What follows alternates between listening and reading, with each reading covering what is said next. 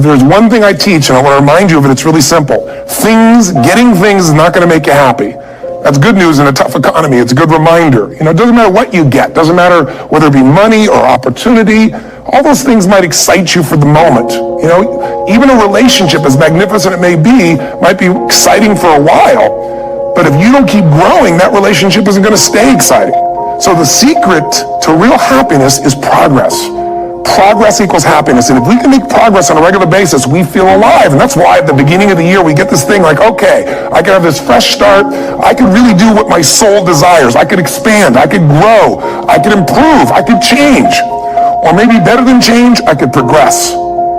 See, think about that. Progress is an aliveness to it, doesn't it? You don't have to work at changing. People say all the time, well, I'm working on changing. Don't worry about it.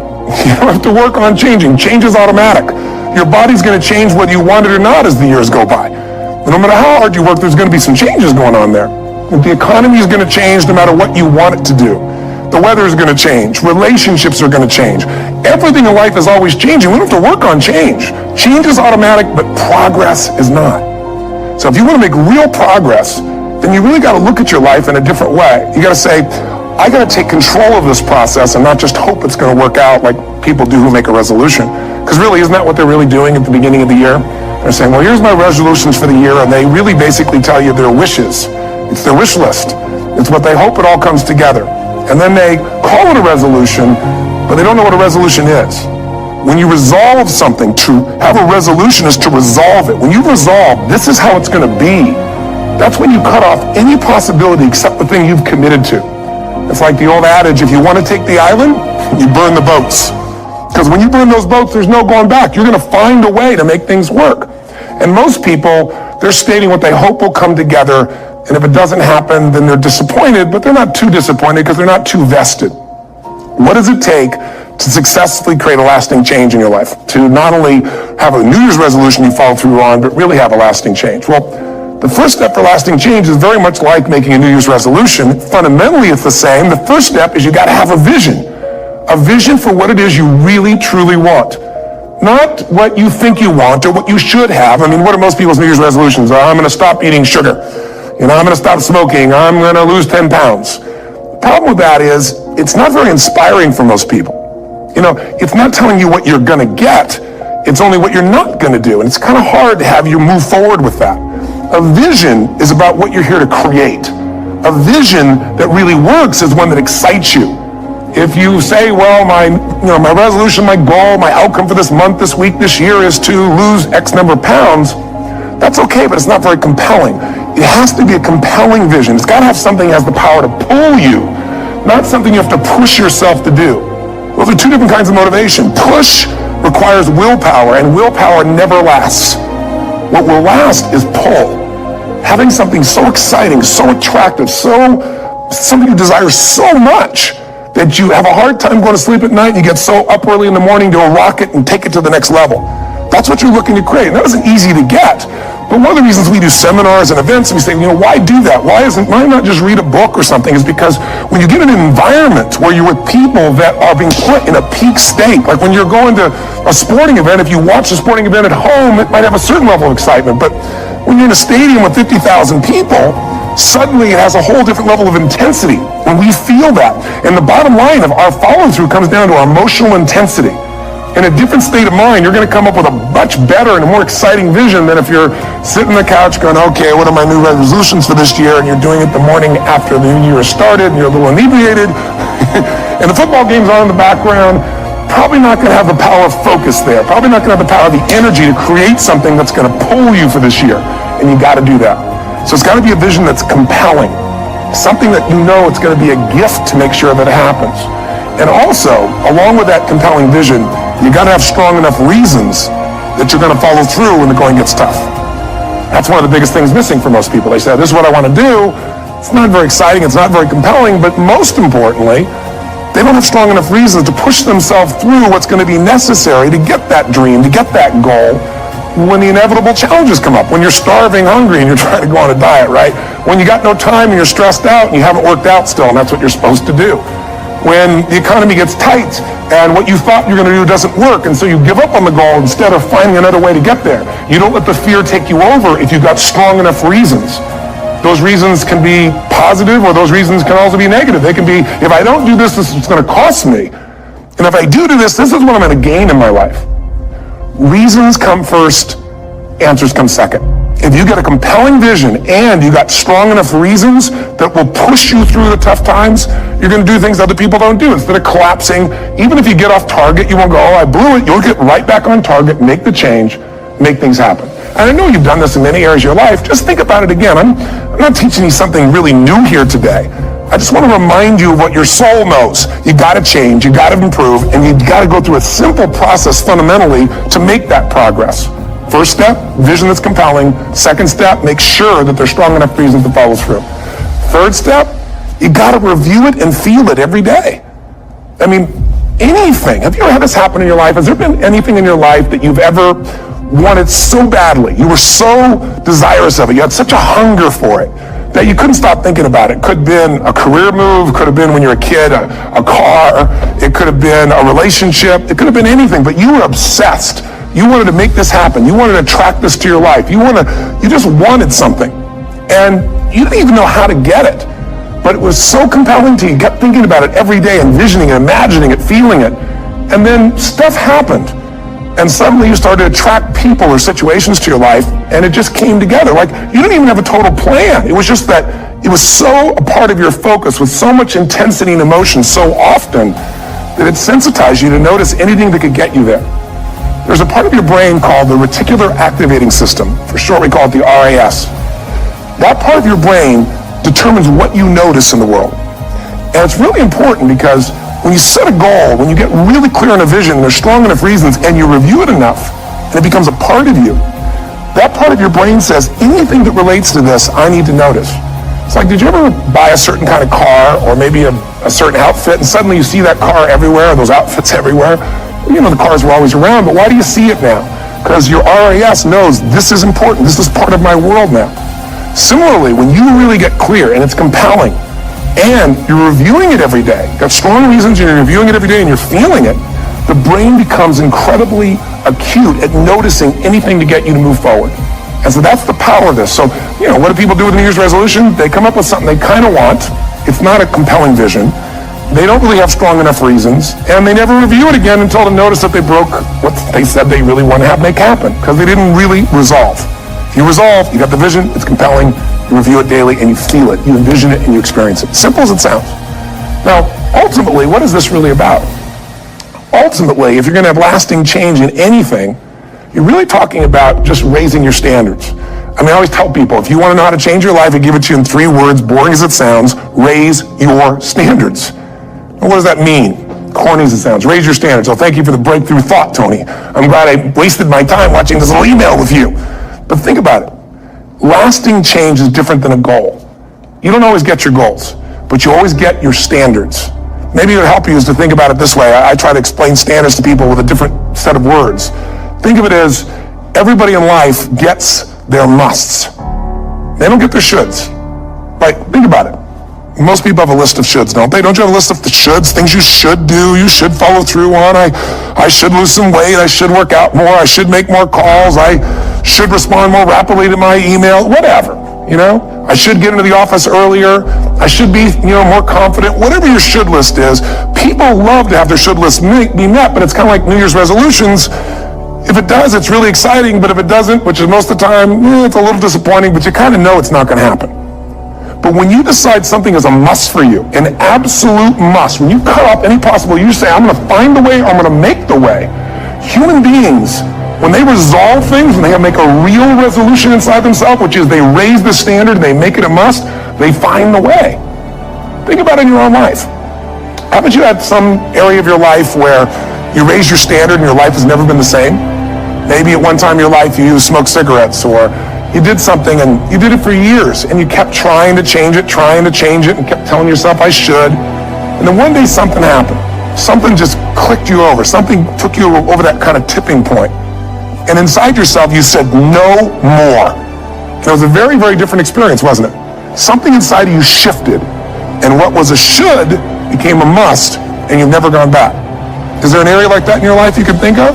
Again, did you ever smoke cigarettes? Did you ever eat a certain way, drink a certain form of alcohol, and then finally say no more, and you just don't go back? And notice this, it doesn't really take any willpower anymore. Because somewhere when we make this click, when we make something a must, we attach ourselves to it. It becomes part of our identity. And one thing I've learned in the last, 33 years of working with people from now over 100 countries, 4 million people, is human beings absolutely follow through on who they believe they are.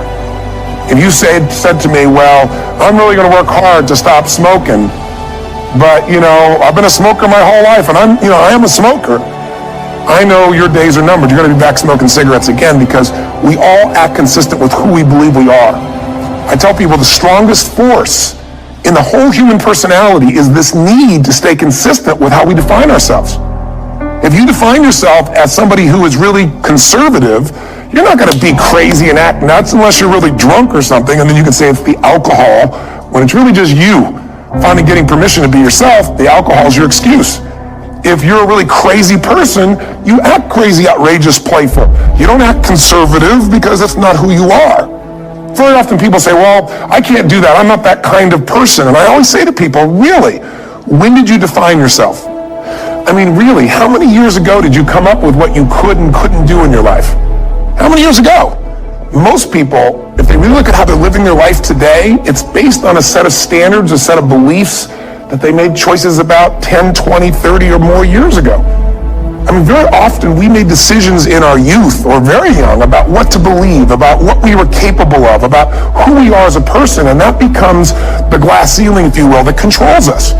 There's a corny metaphor, but it's true. I remember one time I was with my family at the circus, and there was a person there, and they had this big, giant elephant, and you look at this elephant, and they take this little rope, put it around the elephant's neck, and they drive this stake into the ground.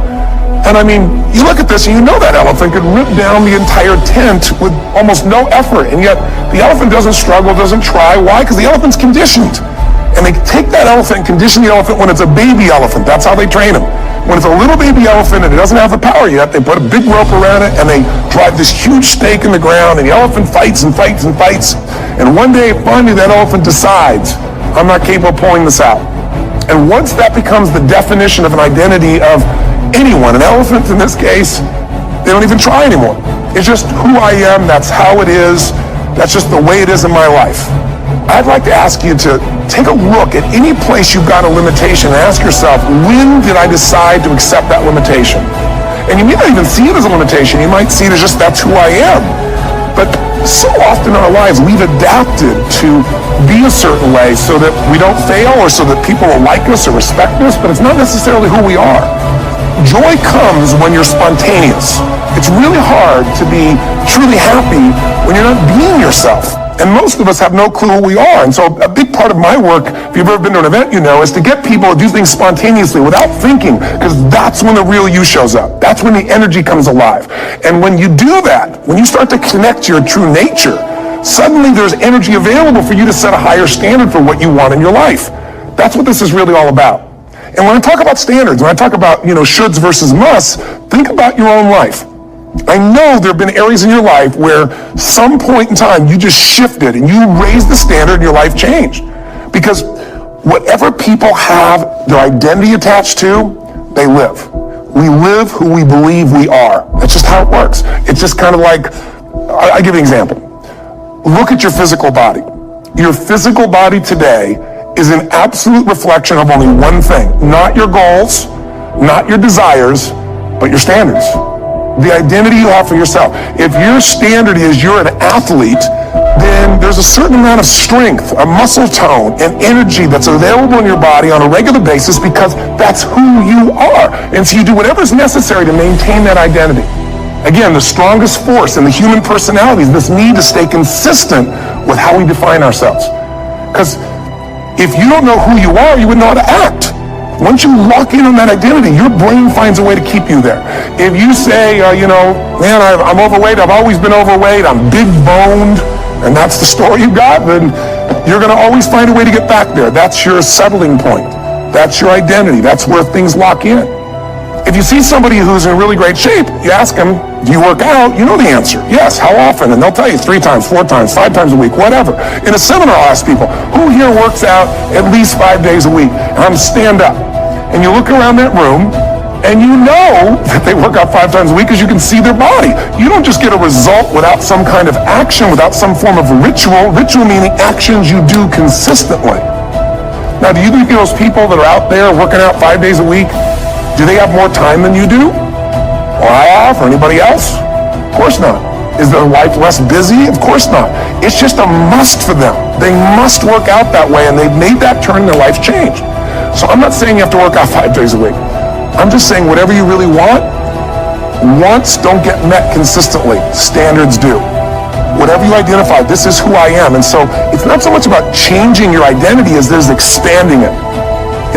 Deciding that, instead of your goal is to lose 10 pounds, which is not compelling, what if your vision was to get back to my fighting weight?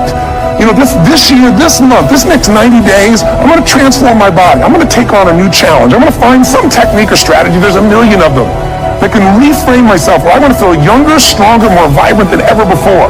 Here's my reasons. Because I want the energy to really make my life work. Because it's tough out there, and I want to be stronger than I've ever been before. I want to go in front of the mirror, and if I'm naked, not, want to laugh. I want to look there and take a good look and go, yeah, I'm proud of whatever I see there.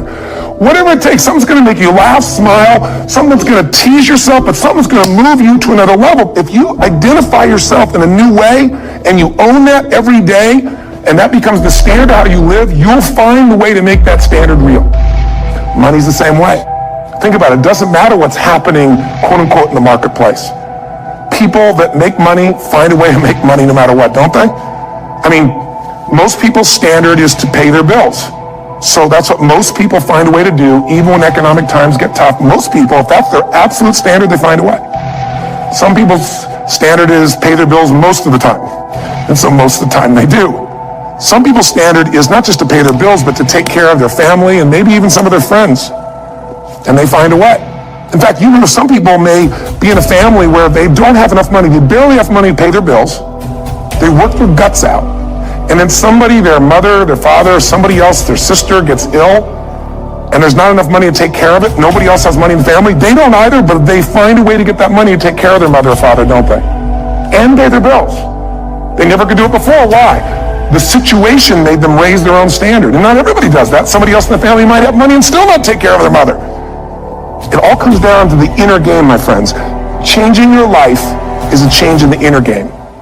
The outside world you can't control, but you have absolute control over this one if you learn the dynamics of what shapes you. And identity is one of those simple, clear, fundamental basics that if you start to shift it, everything else will shift in your life as well.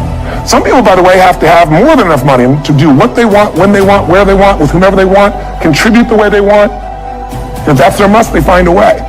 I know that sounds overly simplistic, but it's true. Somebody once said you can take all the money in the world out of the hands of everybody, out of all the wealthy people in the world who are really successful, give it to other people. It wouldn't take too long. Those people would have it back in their hands. It's not because they're manipulative. It's because they have a standard. Some are manipulative, don't get me wrong, but they got a standard of what they're going to find a way to make happen. I'm just simply saying to you, take those 3 magic words and live them. Raise your standard. And if you really want to do it, then I'll tell you the most important secret. Have you ever done this? Have you ever told yourself you're raising your standard? Okay, I'm going to go make this happen. I'm going to go make this much money. I'm going to transform my kids. I'm going to create the ultimate relationship in my life. I'm going to transform my body, whatever it is. And then you don't have strong enough reasons and you don't use it. You don't follow through. It's because you didn't back up your standards with what makes those standards real, and that's rituals. Rituals are where the power is. Whenever we do our Robbins results coaching, we say Robbins equals results, the way we get results with people, it's the same way if you listen to my Ultimate Edge program, or back in the old days, Personal Power, or if you went to one of my seminars. You know what I do is I take these huge challenges you got and we break them down to little bite-sized steps. Little things you do each day that after you do them, you get so much momentum that it's easy to succeed. You're not overwhelmed. You have these victory day after day after day on little things. If you went to Ultimate Edge, I'm sure you learned about the hour of power, or the 15 minutes to be able to be fulfilled, or 30 minutes to thrive, where you literally just condition your body and emotion with a couple little rituals So it doesn't matter what's going on in your world. You feel that strength, and it's not fake. It's not something pump up. It's coming from inside you, and it works. Rituals define us.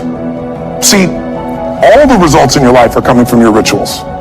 They start with a standard and then have rituals that follow it up. Like, for example, if you are where you want to be physically, you have very different rituals than if you're not where you want to be physically. If you're overweight, you and I both know you got a different ritual than if you're physically fit. Completely different. You get up in the morning, what's the first thing you do if you're fit? Your shoes are there, you roll over, doesn't matter how you feel, you put on your shoes, you lace them, you start walking, or whatever that ritual is. If you're overweight, you roll over and you have a very different ritual. You might roll over several times to turn the alarm clock off. You go in and get your mocha, smocha, whatever, special coffee. You stop by at Starbucks, whatever the case may be. You have your nice sugar muffin. It's supposed to be really nice for you. Whatever you do, it's a different ritual.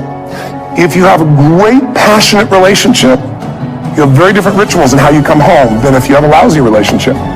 You come home and the first thing you do is you're tweeting somebody, or you're emailing, or flipping on the news, or you don't even come home.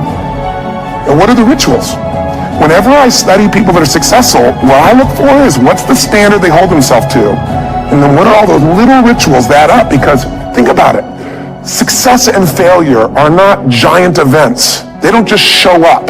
You don't just suddenly become successful or suddenly have this cataclysmic event that makes you fail. And they look that way. But failure comes from all the little things. It's failure to make the call. It's failure to check the books. It's failure to say, I'm sorry. It's failure to push yourself to do things physically that you don't want to do. And all those little failures day after day come together until one day some cataclysmic event happens and you blame that. That event happened because you missed all the little stuff. Do you agree with me? And success, by the way, is not some overnight event. It's all these little things. Success is having a vision. Success is making it compelling. Success is really seeing it and feeling it every day with strong enough reasons. Success is feeling the sense that I'm here to grow and I'm here to give something to the world more than just myself.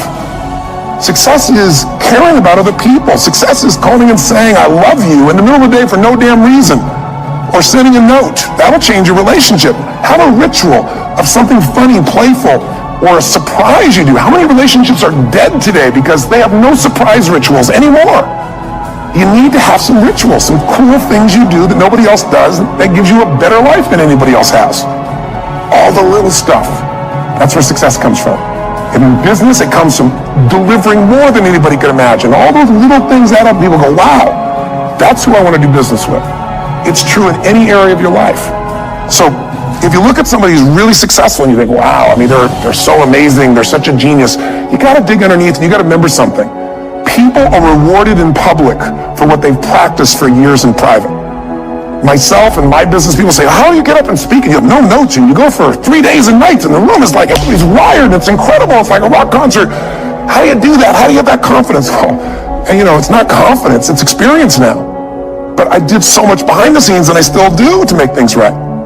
I mean, how many people would know that since the time I was 17 years old, before I walk out on stage, still do to this day, wouldn't need to do it, but I still do it, I never walk out there without being in an absolute peak state of mind.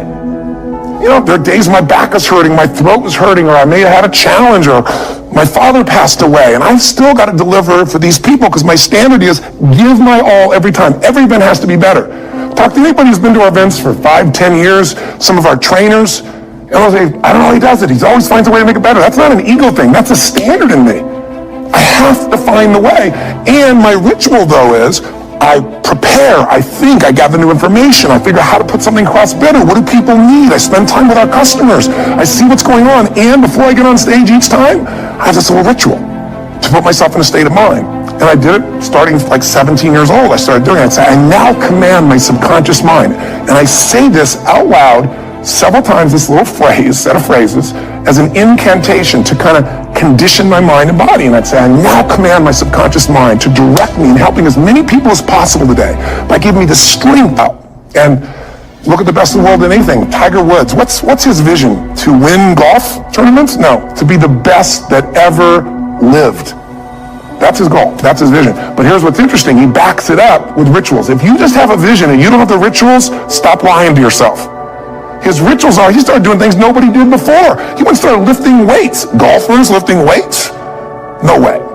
He went out and he changed his swing when he was the best in the world, because he realized in order to be the best that ever lived, he's going to have to change his swing. If you know anything about golf, you don't change your swing when you're the best. And he went and retrained himself because he has different rituals than other golfers. Now many people are modeling his rituals to get better. It's amazing. You know, you look at somebody like Michael Phelps, the 2008 swimmer, won 7, only 2 people, I think, in history, if I remember correctly, that have gotten 7 gold medals in one session. And here's a guy, he's got number 6 under his belt, and he's exhausted, and he's going in for that final swim. I'm sure you remember. And how does the guy win? By 1/100th of a second. Do you think that was some massive skill that got him over the top? Or was it a standard that says, this is who I am?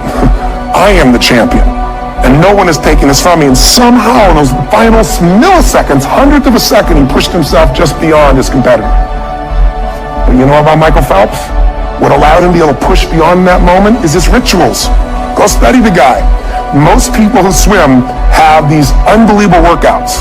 He does 2 and 3 of those workout sessions a day. All the other swimmers in the beginning thought he was insane.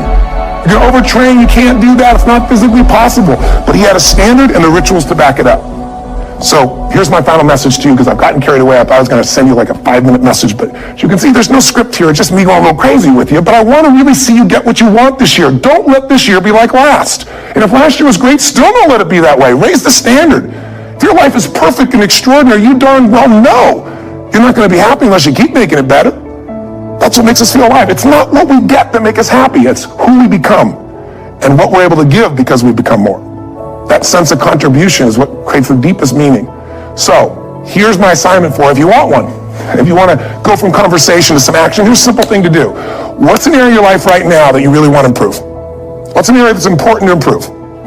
If your body's great, how about your career? If career's great, how about your relationships? Intimate one especially, or your kids, or your relationship with your creator, spiritual side of your life. Or is it your finances? Figure an area that really matters. Decide on that area. Number 1, write down what your life is like in that area right now as specifically as possible. So you might say, well, I'm 13.5 pounds overweight, whatever the weight is, whatever the situation is, or my body fat's like this, or I wake up exhausted in the morning, and you write the truth of where you are right now. So you're real clear. Or I'm not in a relationship. I say I want a relationship, but I'm not in one, or I don't seem to find them. All the good ones seem to be gone is my belief. And I really do want one, but I don't have it. Whatever your definition. I'm in a relationship, and God, I wish I wasn't in a relationship. I'm planning my escape. Wherever you are. Or I have a wonderful relationship. We love each other, but there just isn't enough passion. Just write the truth of where you are. The area you want to change, but write how it is.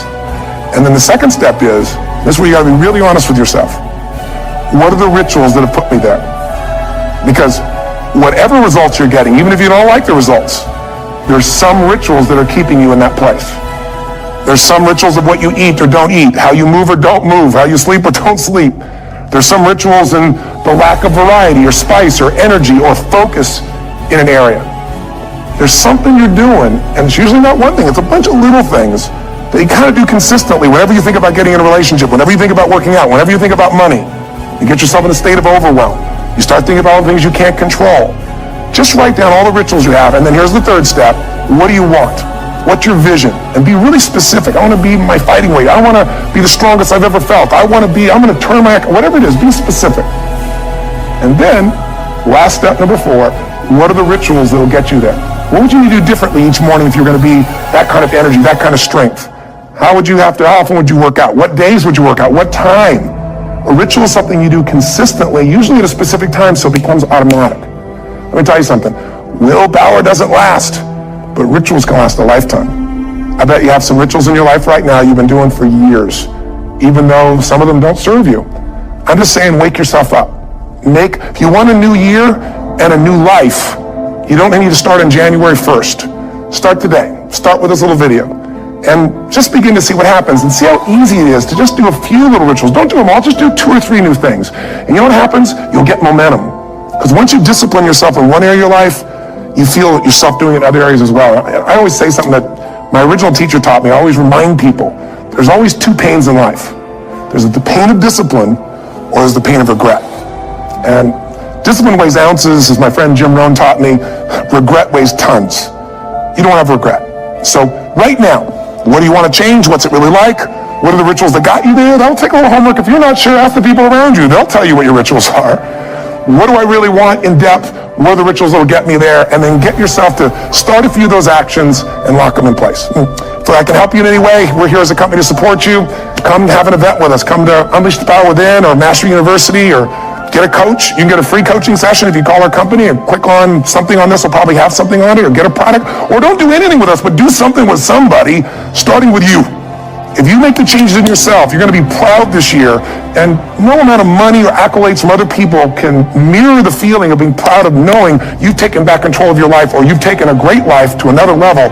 Because once you do that, you have something you can give other people, whether it be your kids or your friends or your family, and ultimately that's what life's about. So thanks for listening. I don't know how long I went here, but I hope this has been helpful for you. I just thought it's a new year, and I want people to be able to truly create a new life. And until I see you again, hopefully soon, or get the chance to meet you, live strong and live with passion. And of course, God bless to you. Happy New Year.